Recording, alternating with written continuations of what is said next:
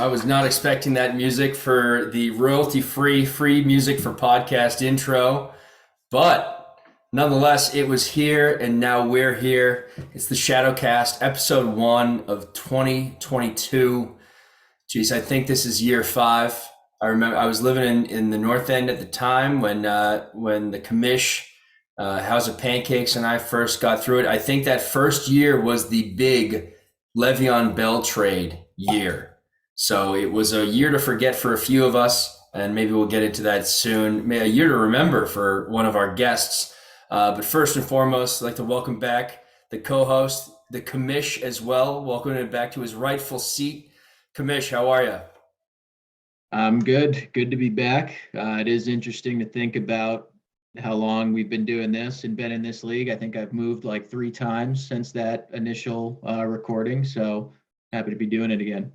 Yeah, you and me both. And someone who hasn't moved at all, as a matter of fact, is Raz Al Ghul. He's moved in only name alone. He's now the Barksdale organization. Mr. Barksdale, welcome to the show. Yeah, thanks for having me. I plan on being here for the next 20 so years and under Fess's landlordship. But yeah, thanks for having me. Always a good time. Always excited to do this. Yeah, and I'd like to actually take this time to welcome a man who is infamous in the podcasting circle for the ShadowCast, because we ran maybe the best show that's ever been run in 2019, and all for naught because I deleted the episode as I was editing it, and it had a barrel full of laughs. I think House of Pancakes was on the brunt end, so was the Dark Knights and Moist Towelette. But the Kansas City Queefs is welcoming us for the first official time and sitting alone at the top of the leaderboard in the standings after week 1. Mr. Queefs, hello. Hello, Warren. Yeah, thanks for having me. It's a pleasure. About that podcast, I remember going to bed thinking I might be able to quit work tomorrow because we could just do this thing full time. That's how good that was.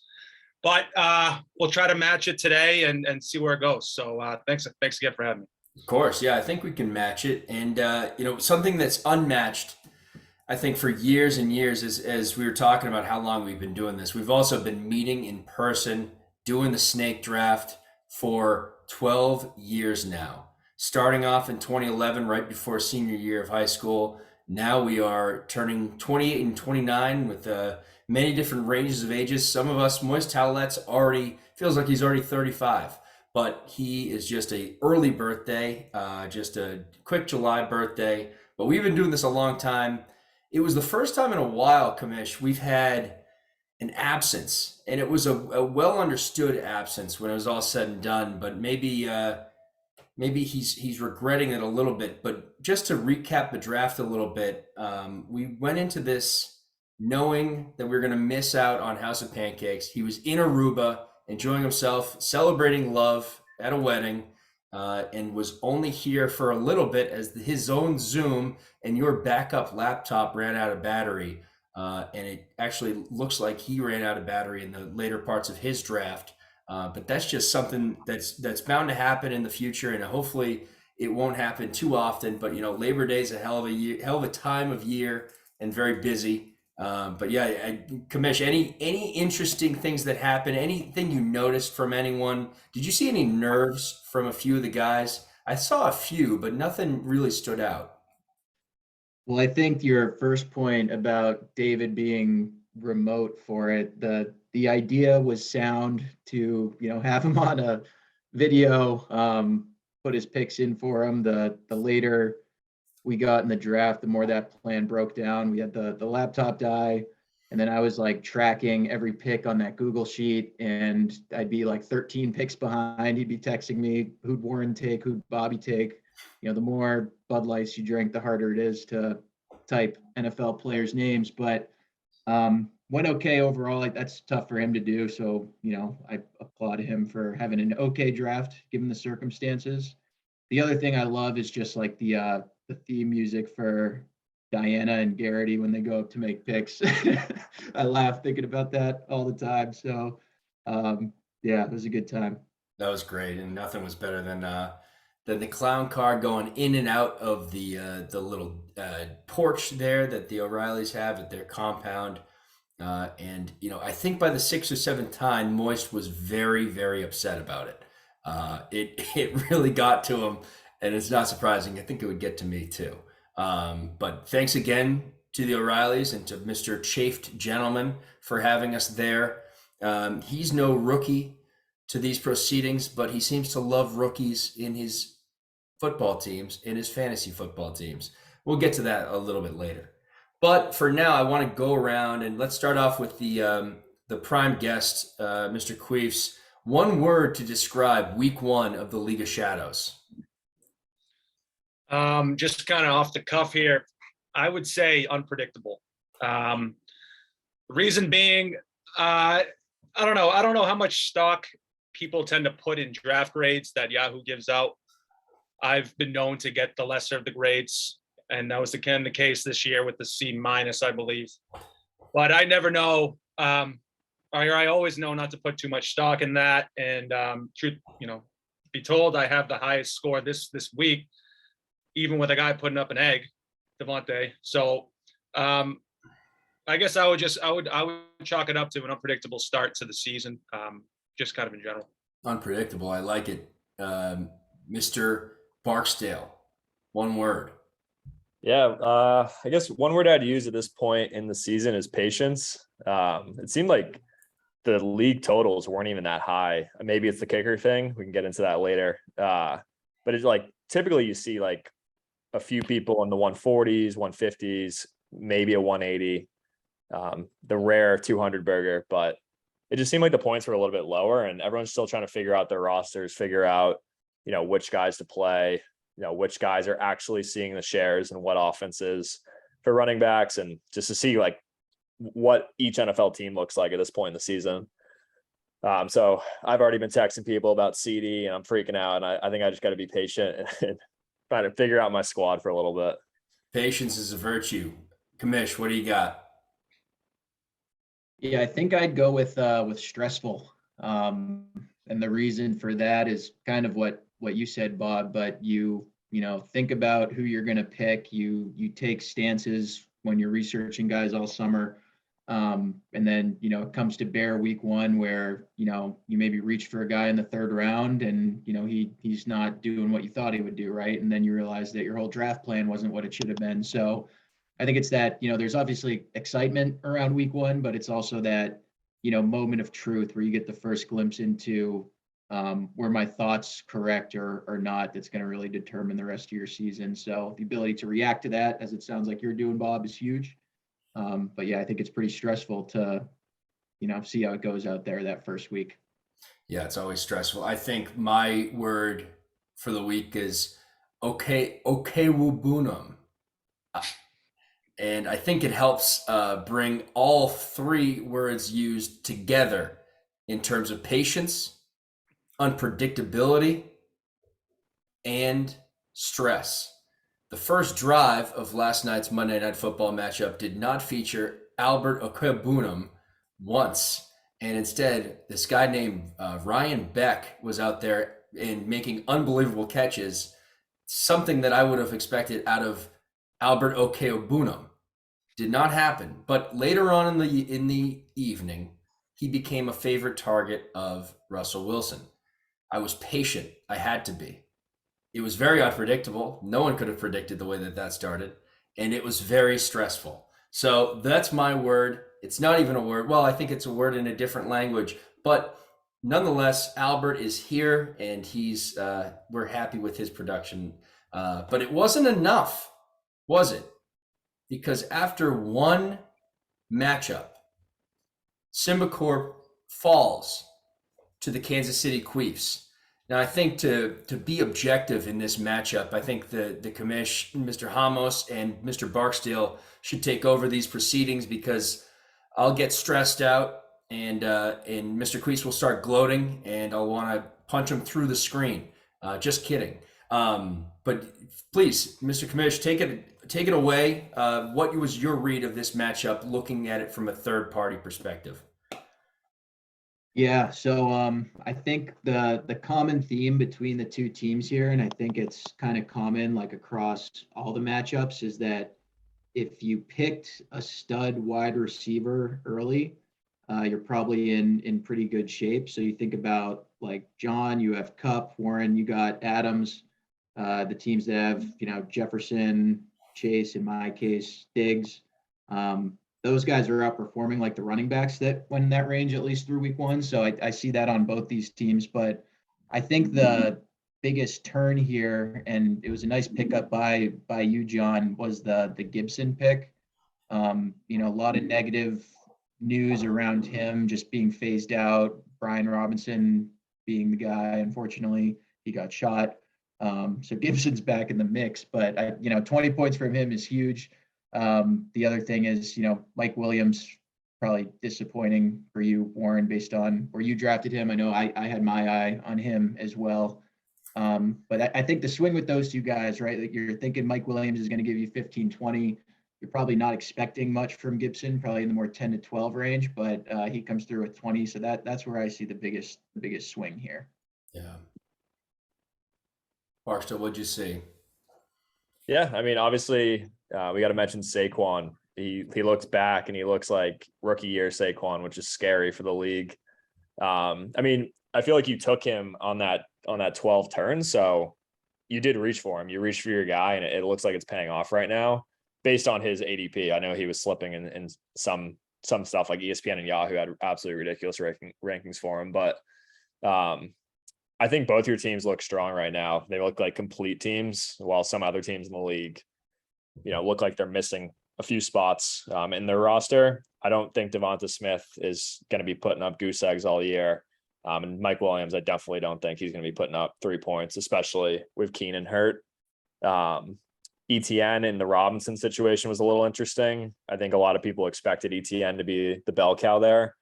With Robinson coming off that injury. So that's a situation to monitor from here on out. But I think both your squads are in a really good spot. Just it sucked that you had to play each other this week, given your point totals. Yeah, it didn't suck for you, John. I think you had a chance to keep Aaron Rodgers, the two-time back-to-back MVP in this offseason, and you chose not to. You went inside, decided to instead draft Justin Herbert in the 5th round. Justin Herbert puts up right at his projection, doing extremely well. But you saw Kupp and Pittman. Now you had plenty of choices in that 2nd round. What tipped you off to Pittman? Because it looks like right now he was a big reason for floppy knockers in their championship last year. It looks like he's picking up right where he left off with Matty Ice. Yeah, with Pittman, what I saw was he was going to get a lot of the target share this year. He had a good end of the year last year that I noticed, and he couldn't seem to put it together for a full 16 or 17 weeks. So I kind of had him on the radar. And in terms of the wide receivers that Alex had mentioned going early that played well, I definitely noticed that trend too. I hadn't taken a wide receiver in the 1st round, and I'd always hesitate to since Michael Thomas a couple of years ago, and that was the year he didn't play. So I'm always very hesitant about that. But I thought when Tom took CMC, that was my signal to go with my gut, go with Cooper, and it paid off. I think I do think both of our teams, though, Warren, we seem to have pretty well-rounded squads. So as you guys said, the guys that didn't perform, I don't see that projecting long term as a problem. So hopefully we can keep it going here. Yeah, we'll see. And it's just very hard, especially we're going to get into this next matchup where it was very apparent. But one game was played in what looked like a literal monsoon. Just to go to show you how crazy and wacky week 1 is as a week, and how often we try to take so many conclusions out of 1 week when in reality we got to see the full scope of the year. Nonetheless, we're going to make some very harsh conclusions, and one of them will probably be in this matchup. Patman Jones, 143, to House of Pancakes, 104. I think silence is the right way to deal with this one. Uh, let's start with House of Pancakes. The recap reads House of Pancakes comes up short of expectations, succumb to Patman Jones in 143 to 104 romp. What caused this romp, Mr. Barksdale? So I think you have to start with, Thielen and Woods. Like those are two older receivers that might be on the wrong side of 30. I don't know how old Woods is. I think Thielen's like 32, 33. Yeah, they're both over Uh, 30. He's just got an old team. Like Mixon is starting to get up there for being a running back. Their shelf lives aren't that long. Zeke, people were talking about a cliff, and now that Dak is gone, like I think they're going to be stacking the box against Cooper Rush. Godwin coming off that ACL, that's a tough break because it's a different injury. But I've heard people say injuries are like magnets. So, once they start happening, they keep coming. The interesting thing about Landy's squad is his bench actually played really well with Robbie Anderson, James Robinson, Clyde Edwards-Helaire. So he's got and Jeff Wilson coming up with the Elijah Mitchell injury. So he's got some interesting decisions to make this week. And I'm playing him. So I'm very interested to see who he's going to play in his starting lineup, and hopefully he makes the wrong choice. Yeah, Alex, Kavish, what did you see? Do you see hope in that bench, like what Barstow was saying? Where's your worry meter for the House of Pancakes? Are you at a 2 or are you at a 10? Because I know it's not 0. Yeah, I'd probably say I'm below a 5, 4, 4.5. Reason being what you said, Bob. I think he left a lot of points on the bench this week. Granted, I think he made the right decisions on who to start, just based on kind of what we knew going into week 1. But the fact that James Robinson is involved and looks healthy, Clyde at least looks like the starting running back for what that's worth in KC, even though they cycle guys in and out. The other thing you got to consider here is Joe Burrow had 4 picks. That's what, -8. That's highly unusual. So I think he's got some pieces here. Like Diggs is the targets he was getting was outrageous. He's probably going to finish top 5 wide receiver, a lock for that. I think it's a blessing and a curse, right? Because he's going to he's got a good bench, but he's going to drive himself crazy making decisions week in and week out. And if you make the wrong one, you're going to regret it. So I almost prefer to have a short bench in cases like that sometimes, because you don't have to debate with yourself. But yeah, I think he's got some options, at least despite the low output week 1. Yeah, it looks good. And I just think that in terms of this matchup, he did very similar to the matchup we just talked about.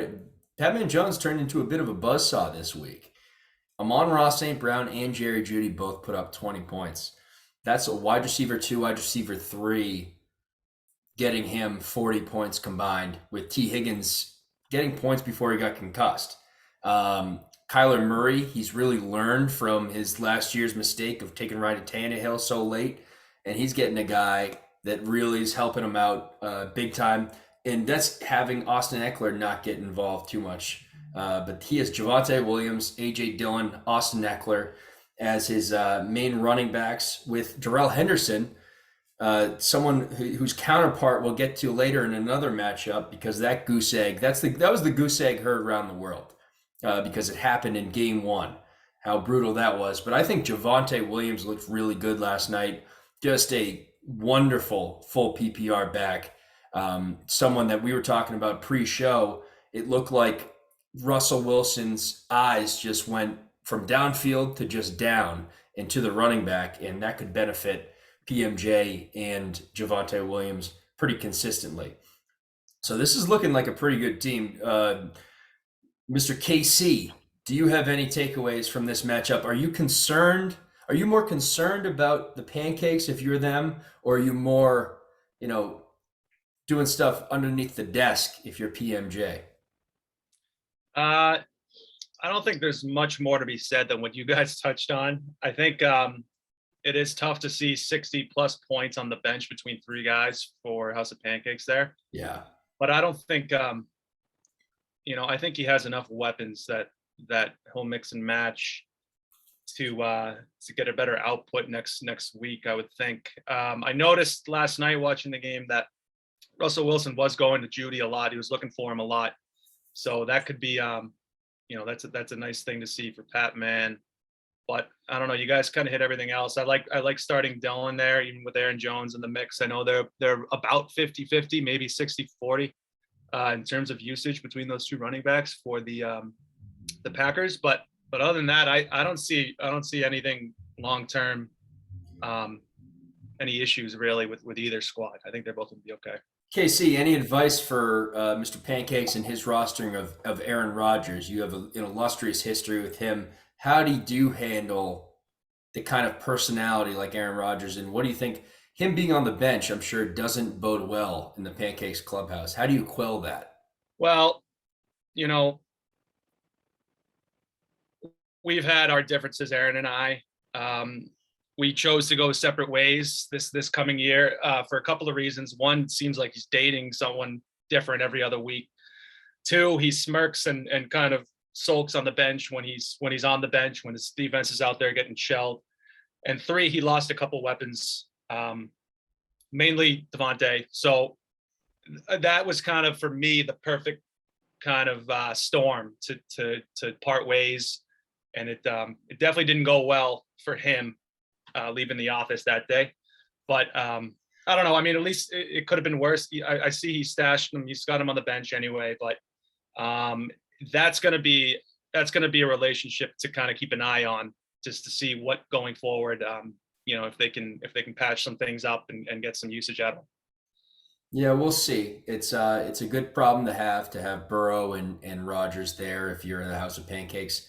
And there's hope yet, as we'll get to in the future matchups. They'll be pitted against a team as interested in getting a W, their first W of the season, as they are. Speaking of W's, the champion Floppy Knockers continue right where they left off. Kamish, this was a classic matchup between a decent treble team and the Floppy Knockers, who had James Conner as a keeper. That looked to be the difference in the matchup. Do you think this is going to be the difference the rest of the season? Yeah, I don't know. I think the interesting thing with Tom's team this week is, you didn't really get anybody popping off all that much. Like Debo is best receiver. Granted, that was in the monsoon game, 12 points. Christian, 15. That's low for him. I think he had like one long run really, and outside of that, he didn't do a whole lot. So I like Connor as a second running back there, especially where he kept him in the 6th round, I think. The interesting thing with this one, and Bob, cover your ears, is that Michael Thomas looks like he is back. And I think he went a little bit earlier than he would have been kept. So that's a shame for Team Barksdale. But yeah, I think Tom's got a solid team here. From Evans, Juju looks very involved. Schultz, we'll see with no Prescott. Bench, I'm a little concerned with. I mean, he had 6 bench points. That's an issue. So if anybody gets hurt, he's going to be in trouble. And I'm just seeing an update that looks like Rodrigo Blankenship has been waived. So Tom, you're going to need a new kicker. Good luck with that. So he's got some moves he's got to make. I think he needs some depth, but it's a nice looking starting team. Curse of the Knockers. Rodrigo Blankenship is out there looking for a job after his performance. From a fantasy perspective, 7 points, not too shabby, but for Rodrigo, it simply wasn't enough. The old UGA kicker. Barstow, we talked about Mr. Thomas. That's understandable, but let's go to the other side, on the keeper side, and probably the keeper that performed the worst this week was Tony Pollard, who was kept for a 7th round pick this year, but here comes trouble. You have intimate experience with the Dallas Cowboys offense now, and you were talking about Zeke earlier. Do you see Tony Pollard falling into that same category, and is there concern for a treble team that went RB off the bat and waited a little bit to get their primetime wide receivers? So I don't know. Like I'm very interested to see what the Cowboys look like because they looked awful when they were playing Sunday night. Like whether it's Dak, whether it's Cooper Rush, like that team looked like they were shit. And I don't know if it was because of the offensive line or they're getting used to a post Amari Cooper world, but it didn't even look good with Dak. So I don't know how much worse it can get, to be honest. Like I think it might open up some passing for Tony Pollard. Like if they're always down and it's third and long situations, I think Tony Pollard might actually see the field more now that Dak's out. And then Jerry Jones said that Dak's not even going to go to the IR. So it might be a quick situation. I mean, I think it will probably be until the bye week, but we'll see. The thing that surprised me most about Jack's team was Mahomes going off week 1. Like I thought it was going to take a few weeks to get used to that offense. And I'm super happy to see that because I have Kelsey. But he looked like he was all systems go. The Chiefs look like Super Bowl contenders right away. Just Clyde Edwards-Helaire, Juju, everyone was getting involved. And it looks like Mahomes is right back to his MVP level play. Even though I think was he the second QB taken? For some, yeah, I don't know. It was just a good pick by Jack, and we'll see how the rest of the squad comes out. I think he's in for some bigger weeks with some of those receivers and Dalvin and Aaron Jones. Yeah, there's a lot of good news on the way, I think, for Treble. Aaron Jones will get his. We saw AJ Dillon get his week 1. This is just looking interesting. I think, Kamish, what you mentioned with the bench points. The Knockers had 6.5. Treble had 51, and that's without a QB on there. Not necessarily a big performance from anyone, but just solid across the board. And I like what he did, and I'm interested to get your guys' opinion. I like what he did with getting the older wide receivers that just kind of get the targets, get the points, high floor points.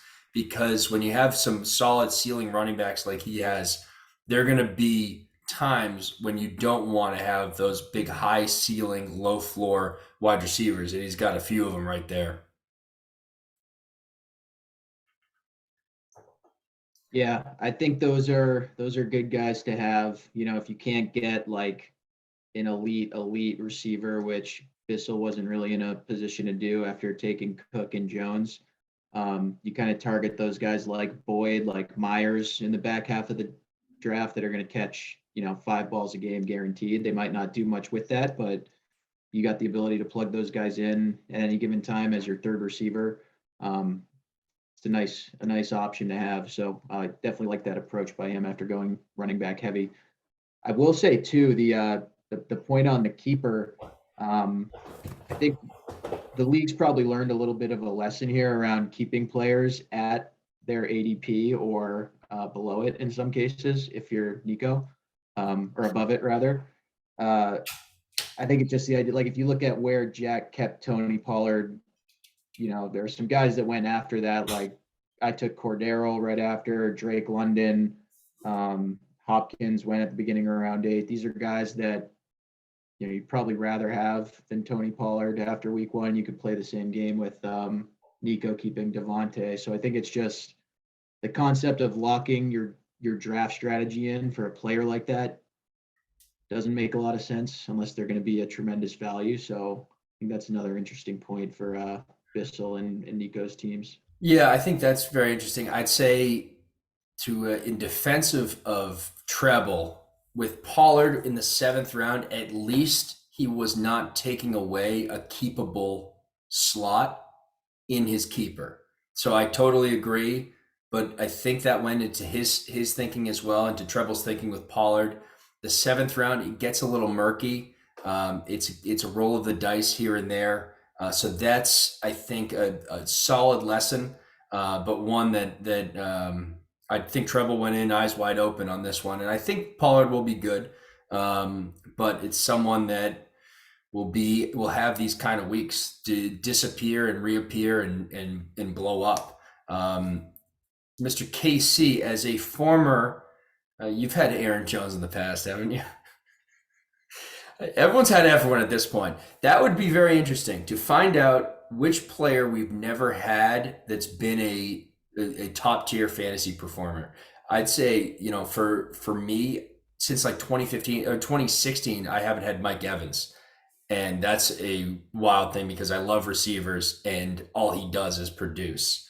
Do you guys have any that you've noticed? The other one is Nick Chubb for me. Do you guys have any, Casey, do you have any that you've always had your eye on, but just for some odd reason you never get a chance to grab? Well, I mean, for me personally, I think I've kind of always been in the six to nine range. So I've never had my shot at Nice. those top tier running backs mainly. So, I mean, the only guys, I could really think of are like the Dalvin Cooks or the CMCs, I guess.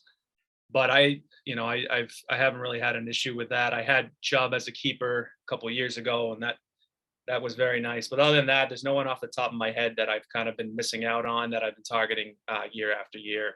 But yeah. Dalvin's you another guys- one for me.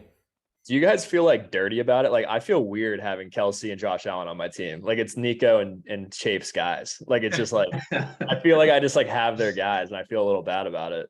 But it is what it is.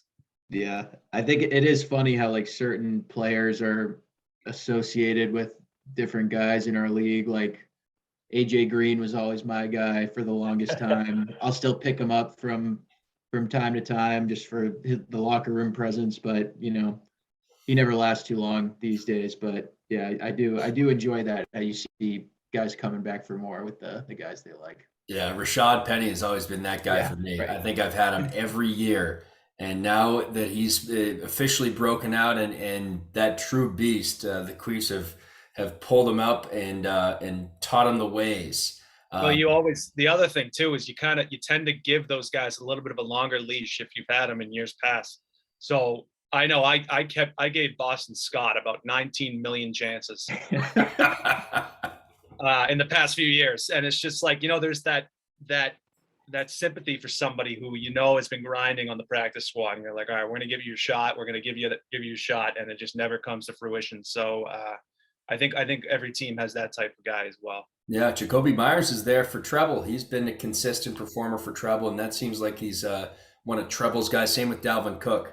So it makes a lot of sense to see this. But when it's all said and done, the Knockers take this one 133 to 119. We see treble in a decent spot. The Knockers continue to roll. They are now 1-0 in their title defense project.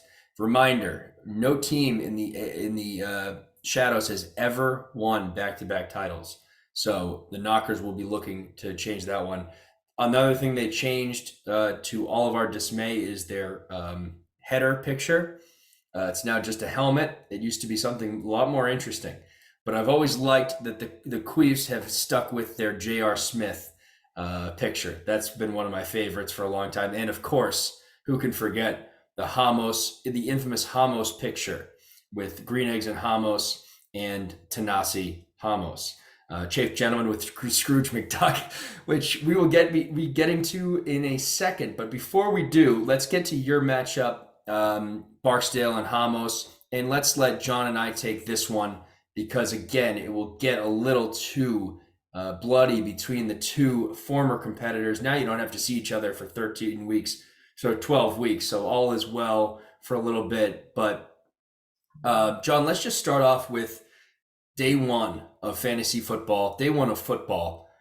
There was nothing going on well for the Hamos squad as Allen Robinson, their third round pick, I believe, fourth round pick, I'm sorry.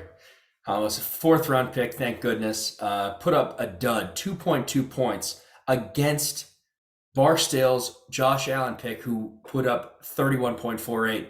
When you see that heading out of a Thursday, it's got to be all engines go for the Barksdale organization. They couldn't keep it going. Monsoons didn't help them as Darnell Mooney was stuck in it, and it just got ridiculous from a passing perspective.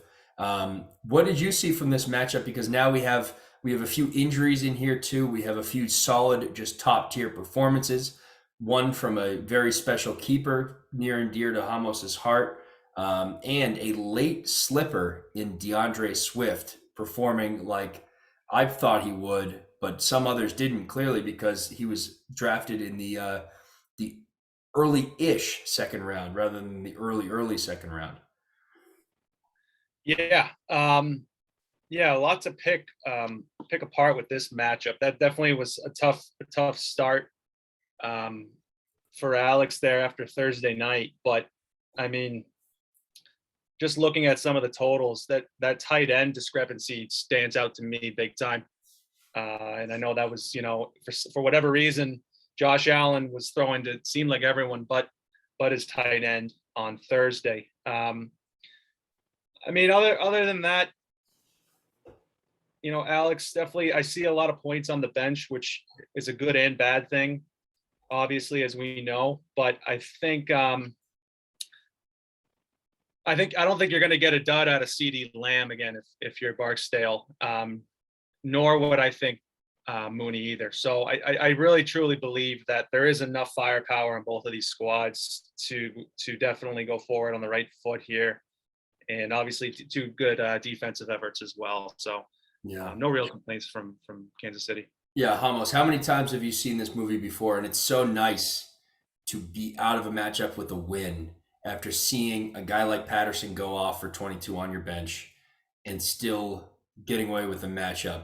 That's got to feel like a top-notch thing. And then I also want to get your thoughts on two receivers. Jamar Chase, obviously, who you may not have reached for, but it was a very interesting pick at your first round slot, and Christian Kirk. You got to be excited about what he produced for the Jaguars down there.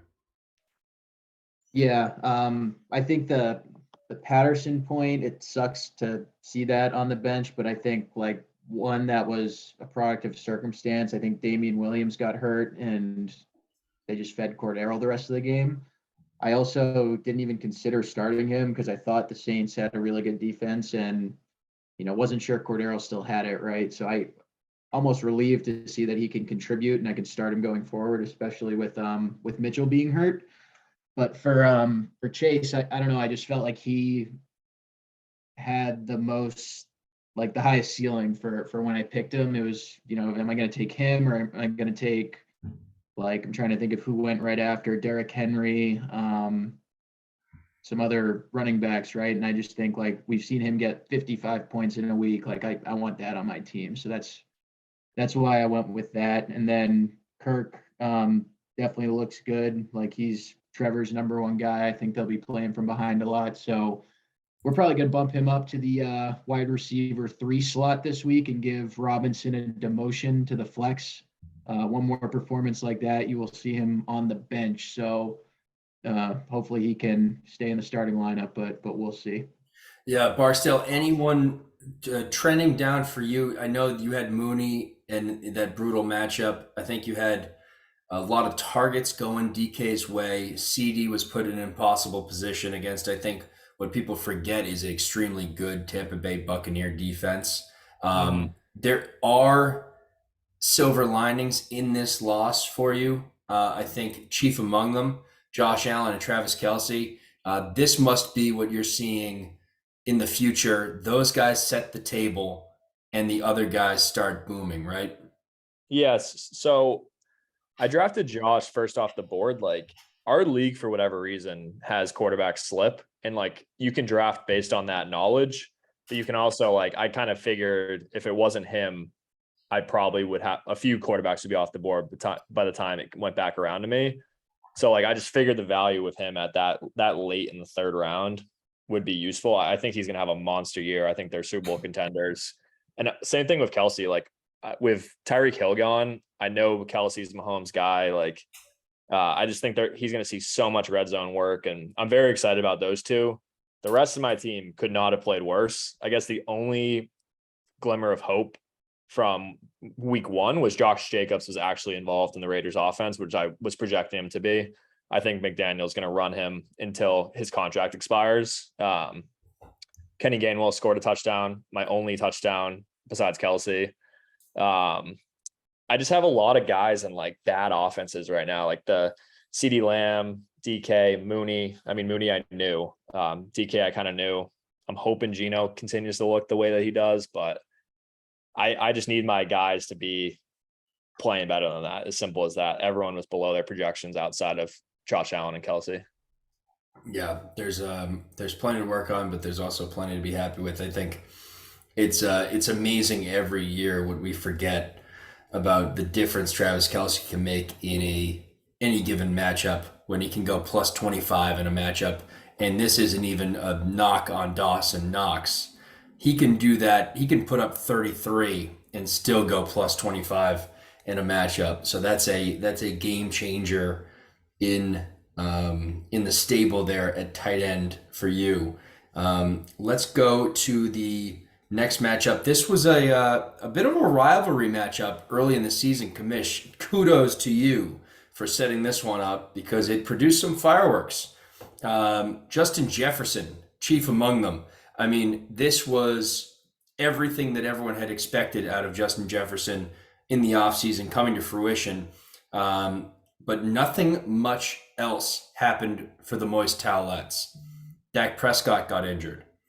Dameon Pierce looked like he's giving up carries to Rex Burkhead these days. Mark Andrews didn't perform well. Hunter Renfrow got left in the dust. He's got a new best friend over there. And Derek Carr, his new best friend is his old best friend, Devontae Adams. Hunter Renfrow must be very upset about that situation. So I'd say this was one of the lower scoring matchups for Moist Towelette. They had the third least points worry meter, Kamish, on the Moist Towelettes. I would say it's pretty high. I'll give it like a 7 out of 10. Reason being, he's got some major running back issues. And I think I don't know, I look at his team and it's like, he went 0 RB more or less, but I don't see like a tremendous advantage at the other positions, which is a head scratcher. Andrews, I think will be more, closer to Kelce this week going forward because that game was just kind of like the Ravens didn't need to put their foot on the gas. But DJ Moore and I guess Cooks did okay, but those guys, if you're going to go 0 RB, I think you want to land guys like Tyreek Hill and AJ Brown that you see on Nico's team.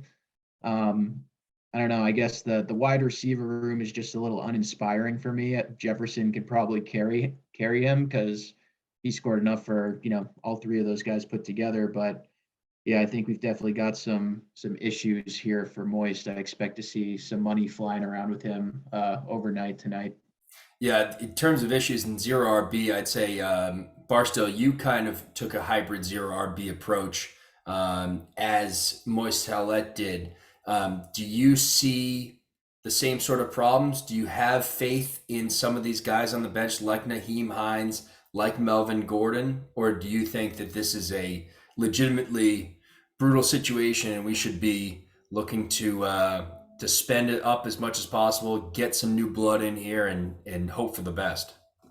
Yeah, so originally out of the draft, I actually really liked Moy's team because I've been definitely like a advocate of zero RB. I've always done that, especially from the back. Well, at least from the back end of the draft. Moist was up front, so that was kind of interesting to see that from there. But he got Jefferson, so he locked in his stud receiver. The thing of it is like you kind of need these guys to show they're getting carries and show development somewhat quickly. Like it's not going to be pretty week one if you go zero RB, but hopefully, I guess from Moy's perspective, he needs Pierce or Chase to continue to get work. And then, like you said, Naheem Hines, Melvin Gordon, those guys should see touches this year. And then Madison's obviously a great cuff to Dalvin Cook. So I actually don't hate his running back room. He just kind of has to figure out who the two guys are. And you would hope to see more production out of the receivers and tight end if that is your strategy. From me, kind of backfired because my receivers sucked this week. And for him, two of his receivers and his stud tight end didn't really do much. So when that's the case, you're going to be in trouble on a week-to-week basis. But I think DJ Moore and Brandon Cook should have better weeks. I think he'll be all right.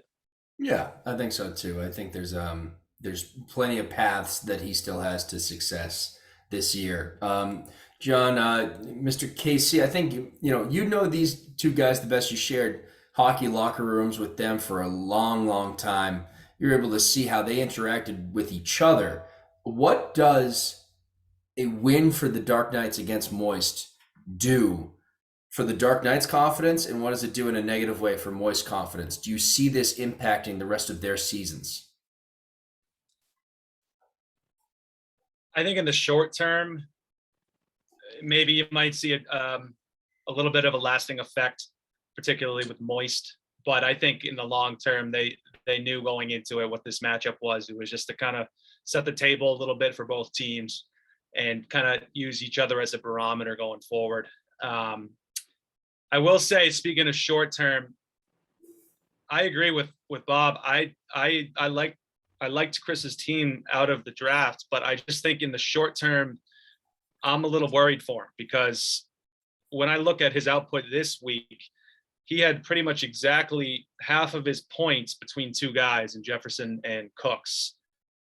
And you're not gonna beat many teams in this league if your 50% of your output is between two guys alone.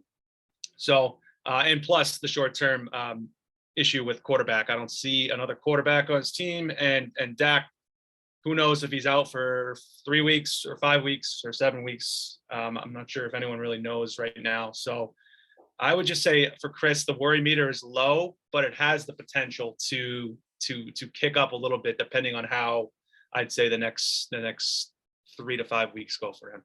Yeah, I think there's like I said, plenty of paths to success. My one issue, I think, with the zero RB theme we've talked about for the Moisties is when you have zero RB and you get to the end of the draft, I don't want to be seeing any wide receivers or non RBs taken in your position.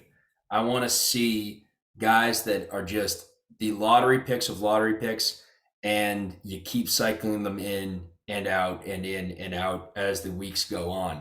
What he has here is interesting, Bob. It's a good point. With Hines and Gordon, I see a high floor, but it looks like this team's going to need a bit more of a ceiling than first expected. And I don't see ceilings from any of the RBs in that room right now. So there's something to worry about there for Moist. So I'd say between the four of us, I'm going to stick to a solid 5 out of 10. Make it all a compromise. The Missouri compromise in this one. 5 out of 10 is the worry meter for the Moist. Where is the worry meter, guys, for Devontae Parker? Is it a drop category, or is he keepable in any sense of the word? Are we dropping him? He had 1 catch for 9 yards. He played 100% of the snaps, from my understanding. Got that from TDK's PR room. But again, we don't want to talk too much because we did get labeled state radio from TDK's offices themselves. But is Devontae a keep then drop, if the first ever keep then drop candidate? I dropped Goddard last year, so wouldn't it be the first time that happened? And he actually ended up having a decent year, but I personally would drop him. I think the Pats look like they're awful. We look like the worst team in the league. I was looking at the ESPN power rankings today just to kind of amuse myself. I was almost hoping we'd be 32 because I was so pissed at what product was on the field on Sunday. I don't know, Max claiming he has back spasms. The team just sucks. Both sides of the ball, we kind of suck. So I don't see much potential in that offense for Devontae. I don't even know if he's our number one receiver, to be honest. Yeah, I'd say, and Kamish, to your point before talking about the benches, how you kind of wish they didn't do anything just so you could let them go. There were a few guys on TDK's bench that went off, like Kareem for 23. Your former favorite, Jamal Williams for 16. Garrett Wilson looked pretty good. But also, I think a good opportunities there for TDK, right, where there are 2 or 3 guys that are just quick snips tonight and tomorrow, and some new blood can be let in. And I think TDK might be in need of that new blood. Even though they got the win, they're looking pretty good. I think there are plenty of opportunities to improve on the wire, and they have those guys. They can quickly just say, you're done, get out, see ya. Yeah, I think too, the thing you got to remember with TDKs this week is he didn't have Kittle and didn't have Lazard. And if he has those 2 guys, we'll see with Lazard just because the Packers look discombobulated. But that's probably 10 to 15 more points that he would have gotten, and what forced him to start Devontae Parker in the first place. So I think with those two injuries and then the guys on his bench, you know, he's got some options there to where I would say Parker could either be stashed or let go. Yeah, I think, and you know what, dealing with TDK and his acolytes in baseball and in football, you can't ever doubt the TDK machine. They've been here for a long time. They know what they're doing. There's always a rainbow at the end of the rain cloud for that squad. They find ways to figure it out. Let's move on to perfectly finishing off our recap for week one, the least entertaining matchup by far, the lowest scoring combined matchup. Paula Etchaboy wins this one 112 to 106 thanks to Russell Wilson's performance last night. It took a little longer than I'm sure he wanted it to last night for Paula, but he did get the W. Jonathan Taylor is a beast as we expected. And then there's the Cam Akers goose egg. Alex, first reactions from seeing that goose egg after the end of Thursday Night Football, because I thought he had a few things that he did during the game, only to find out he did absolutely nothing. Yeah, that one was puzzling. I don't know. I think everybody just kind of penciled Akers in as the starter, but you know, it's the Achilles thing is tough. When he came back last year, he was pretty ineffective. So maybe they just see Henderson is better at this point. And I also saw I don't know if you guys saw this, but there was a report from Schefter that the rookie they drafted, Kyron Williams, was going to be highly involved as well. But then he sprained his ankle on like one of the first kickoffs of the game. So I wonder if he was, you know, active, if Akers would have even seen the field. But that's a tough one for Paul. You know, the other issue is if Dobbins isn't healthy, he really doesn't have a lot of running back depth. I guess Harris there is solid. But yeah, that was interesting to see. Fortunate to get a win with such a massive goose egg like that one. Yeah, that's the most important thing, I think, to get that win, to escape this matchup with a win. There's the silver lining right there for Paul Etchaboy. Chafe Gentleman's silver lining. Barksdale, give me something. I mean, Derrick Henry and Kamara are combining for, what is that, 16 points, 15 points. I don't think it's going to happen that often. Typically, one of those guys explodes. I was on the wrong end of that in the championship 2 years ago when Kamara had 6 touchdowns on Christmas. Like, both of those guys just have unreal fantasy potential. There is a report that Kamara is dealing with a rib issue, so that's something to monitor. But I think Chafe's going to be fine with those two workhorses.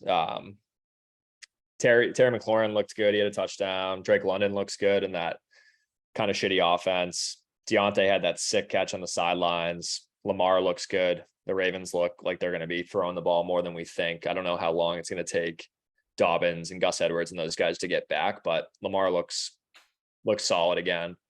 Breece Hall will probably take a while to get going, but I don't know. I think his team's got potential. Dotson had 2 touchdowns on his bench. I think he's just kind of like, you know, see how it goes over the next few weeks, but I want to be hitting the panic button just yet on the Chafe Gentlemen. Yeah, KC, Chafe Gentlemen are still in the mix. You've had experience with Mr. Derrick Henry last year, breaking his foot. I know you had a chance to draft him. I've seen him go at the 3 in PPR drafts. Again, was it another Aaron Rodgers situation? Did he do or say something in the clubhouse that maybe didn't make it out onto the Woj scene that made you stay off of him? And what do you think of this matchup and especially the Chafe Gentlemen team, who is rookie laden? They have 6 rookies on their squad. Numbers have it that half of them will flame out and half of them will boom to varying degrees. But do you see any good news coming down the pike for the Chafe Gentleman after a performance in which he came in dead last? No, sorry, the Pancakes beat him for the least points, but 106 is nothing to write home about, that's for sure. Yeah, to answer your question about Henry, I did consider him, and I did see that the range in which he was going in these drafts did seem to be from about 3 to 8 from where I was sitting. And I did ponder it for a while, just sticking with him. But I don't know. I think I've seen a stat. It's after the age 26 to 27 season, the running back tends to decline. And of course, a lot of people think he could be the outlier in that group. And I wouldn't be surprised at all if he is. It just seems like he's got a lot of heavy miles on him already. And that being said, I don't begrudge taking Henry where Chafe took him, because I probably would have done the same thing. But